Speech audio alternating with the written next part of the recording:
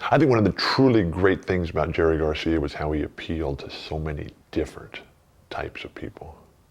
You go to a Grateful Dead concert and you see everybody. You see bank presidents, you see homeless people, you see athletes, you see corporate executives, you see students, you see grandparents, you see children.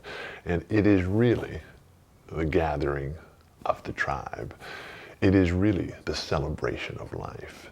It is really the joy and the optimism of people saying, Jerry, show us the way. What do we do now? And he didn't want that, but he knew his responsibility was to deliver. And like Michael Jordan, like Kareem Abdul-Jabbar, like Magic Johnson, Larry Bird, like the greatest of the greats, Joe Montana in football, Pele in soccer, Lance Armstrong in bicycling, you could plan your life around Jerry's schedule because you knew when that concert was announced that Jerry would be ready to deliver. The same way that we would sit down when Michael Jordan would be playing and you put that ball in the air and it was magic, or that Kareem would be on the court and you knew every single game was going to be special. It was the same with Jerry. And that ability to deliver peak performance on command, I mean, that is the hardest thing for a performer, for an artist. And his unique ability to come up with something new every time. And he would just take you on the wild, winding road of life, the roller coaster up and down. And you'd laugh, and you'd cry, and you'd scream for joy, and you'd reflect. And we'd always want him to play faster. Come on, Jerry, come on, let it go faster. But he said, no, we gotta slow it down, because that's when you'll think more. And the slow songs are the hardest ones.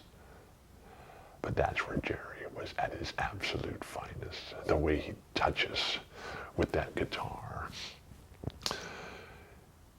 And I'm not sure if it really was the guitar.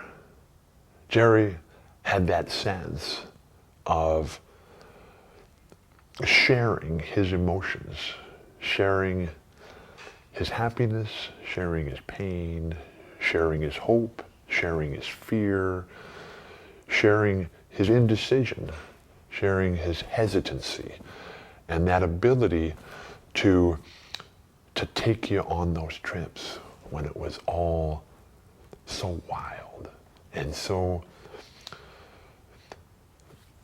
sensational, really, to where you walk in excited.